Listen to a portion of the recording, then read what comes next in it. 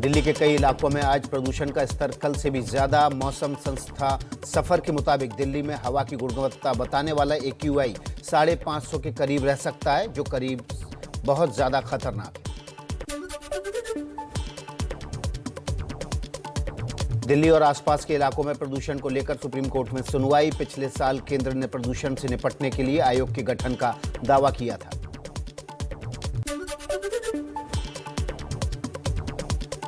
दिल्ली में जहरीली हवा के पीछे सबसे ज्यादा पराली का हाथ। DPCC के मुताबिक 1 से 11 नवंबर के बीच पराली से होने वाले प्रदूषण की हिस्सेदारी 7% से बढ़कर 26% पर पहुंची।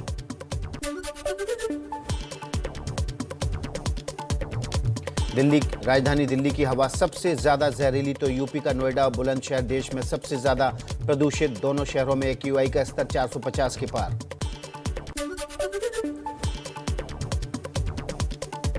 दिल्ली से लगी हरियाणा की साइबर सिटी गुरुग्राम में प्रदूषण की गंभीर स्थिति दिवाली के बाद से ही छाई है धुंध। नगर निगम की टीम लगातार पानी का छिड़काव कर रही है।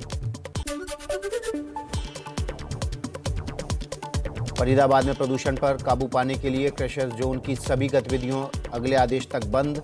ABP न्यूज की पड़ताल में भी आदेश का पालन होता दिखा। फतेहाबाद में लगातार पराली जलाए जाने से लोगों का सांस लेना दूभर। AQI 500 तक पहुंचा। अस्पतालों में बढ़ रहे हैं सांस से जुड़ी दिक्कतों के मरीज।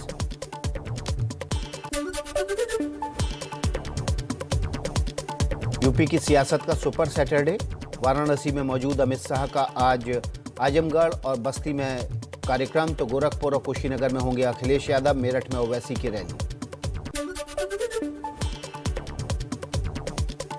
मिशन यूपी पर पहुंचे गृह मंत्री अमित शाह का वाराणसी में चुनावी मंथन। सूत्रों के मुताबिक बैठक में पदाधिकारियों को जीत का मंत्र दिया। आज सुबह फिर पार्टी के वरिष्ठ नेताओं के साथ चर्चा करेंगे।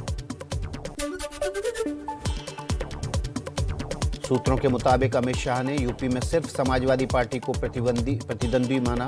कहा, SP के अलावा हमारे सामने कोई नहीं टिक सकता। कार्यकर्ता जोर लगा देंगे तो कोई भी लड़ाई में नहीं रह पाएगा।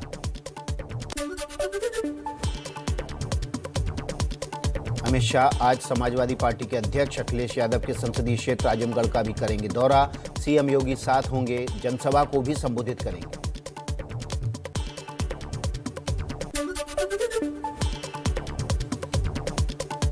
जनसभा से पहले अमित शाह और CM योगी दोपहर 1 बजे आजमगढ़ में राज्य विश्वविद्यालय का शिलान्यास करेंगे। इसके बाद जनसभा को संबोधित करेंगे।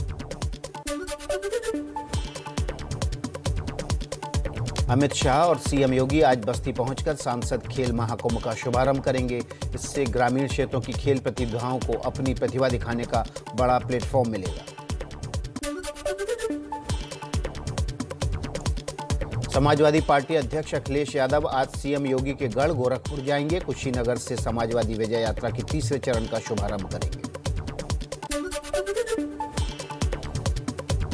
CM योगी ने पूर्वांचल एक्सप्रेसवे के उद्घाटन की तैयारियों का जायजा लिया। 16 नवंबर को प्रधानमंत्री मोदी करेंगे उद्घाटन। सुल्तानपुर के पास लड़ाकू विमानों ने की रिहर्सल।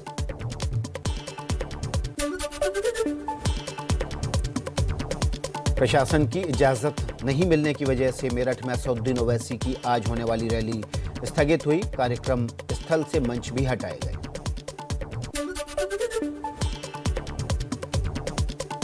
ABP न्यूज सी वोटर के ताजा सर्वे में यूपी में एक बार फिर से योगी सरकार के संकेत। बीजेपी को 213 से 221 सीटें मिल सकती हैं। CM की पसंद की रेस में अखिलेश से काफी आगे दिख रहे हैं योगी। ABP न्यूज सी वोटर के सर्वे में पंजाब में केजरीवाल की आम आदमी पार्टी को बढ़त, लेकिन मुख्यमंत्री पद के लिए चन्नी है पहली पसंद। ABP न्यूज सी वोटर्स के सर्वे में उत्तराखंड में बीजेपी बहुमत की ओर, लेकिन कांग्रेस से कड़ी टक्कर। हरीश रावत CM की पहली पसंद। मणिपुर और गोवा में बीजेपी की वापसी के आसार।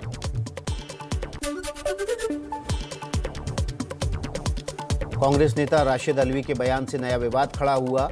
अल्वी ने जय श्री राम का नारा लगाने वालों को बताया राक्षस। बीजेपी नेता अमित मालवीय ने पूछा, कांग्रेस में राम भक्तों के लिए कितना जहर है। राशिद अल्वी के बयान पर यूपी के डिप्टी CM केशव मौर्य ने कहा, राम भक्ति और राष्ट्रभक्ति में अंतर नहीं, राशिद अल्वी का बयान अपराध की श्रेणी में आता है।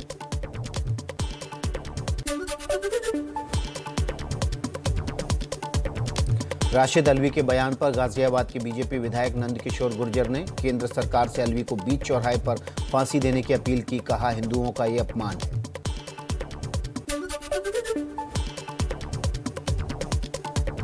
सलमान खुर्शीद की किताब में हिंदुत्व की तुलना पर कांग्रेस नेता राहुल गांधी का बड़ा बयान। कहा, हिंदुत्व और हिंदू धर्म अलग अलग। बीजेपी और संघ की विचारधारा नफरत वाली, संघ का हिंदुत्व बांटता है। राहुल के बयान पर बीजेपी का पलटवार। संबित पात्रा ने कहा, कांग्रेस नेताओं के बयान संयोग नहीं प्रयोग हैं।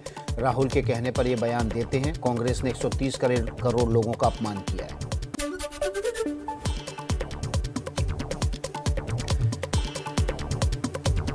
सलमान खुर्शीद की सफाई। एबीपी न्यूज से बोले, मैंने हिंदुओं के खिलाफ कुछ नहीं कहा। आज जिस तरह से उसे तोड़ा मरोड़ा जा रहा है उस पर मैंने लिखा कि ऐसा लगता है कि आतंकी तो बीजेपी इन्हें कह रही है, मैं नहीं।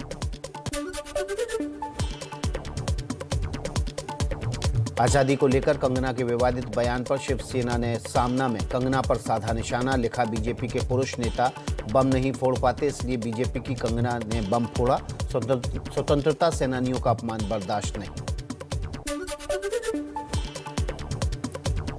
अमरावती में कल हुई हिंसा के विरोध में बीजेपी ने आज बंद का ऐलान किया। त्रिपुरा में हुई हिंसा के विरोध में कल मुस्लिम संगठनों ने बंद का ऐलान किया था, जिसमें हिंसा हुई। भोपाल के हबीबगंज स्टेशन का नाम बदलकर कमलापति स्टेशन करने की केंद्र ने दी मंजूरी। पीएम मोदी सोमवार को करेंगे लोकार्पण। महाराष्ट्र के भिवंडी में राहुल गांधी के खिलाफ मानहानि याचिका पर आज फिर सुनवाई होगी। 2014 में एक चुनावी रैली में राहुल ने कहा था, महात्मा गांधी की हत्या के पीछे आरएसएस का हाथ था। राजस्थान में तेज होती सियासी हलचल के बीच सोनिया गांधी से मिले सचिन पायलट। मीडिया से बोले, जो मुद्दा है हाईकमान जल्द फैसला लेंगी। चुनाव में समय कम है, तेरा मेरा करने का वक्त नहीं। सूत्रों के मुताबिक राजस्थान में 15 से 20 नवंबर के बीच कैबिनेट विस्तार संभव। पायलट समर्थक 5 से 6 विधायकों को मिल सकता है मंत्री पद।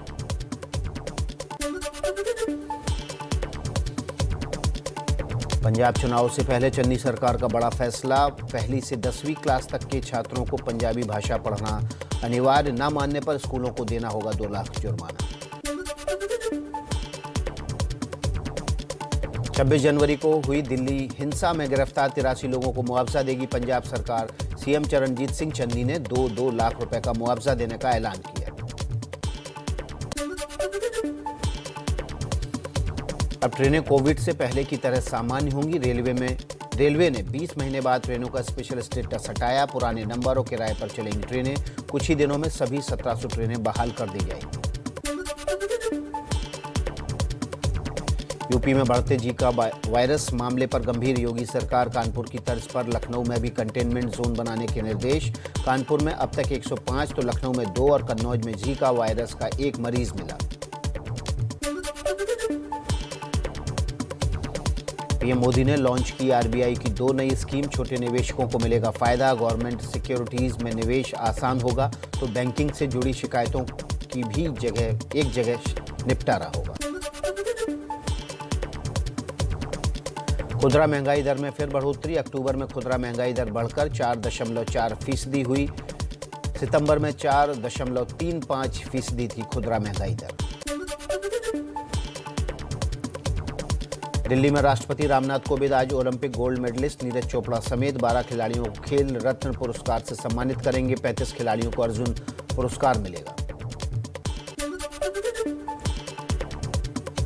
T20 वर्ल्ड कप में कल होगी न्यूजीलैंड ऑस्ट्रेलिया के बीच खिताबी टक्कर। दुबई इंटरनेशनल क्रिकेट स्टेडियम में शाम 7:30 बजे से मुकाबला होगा।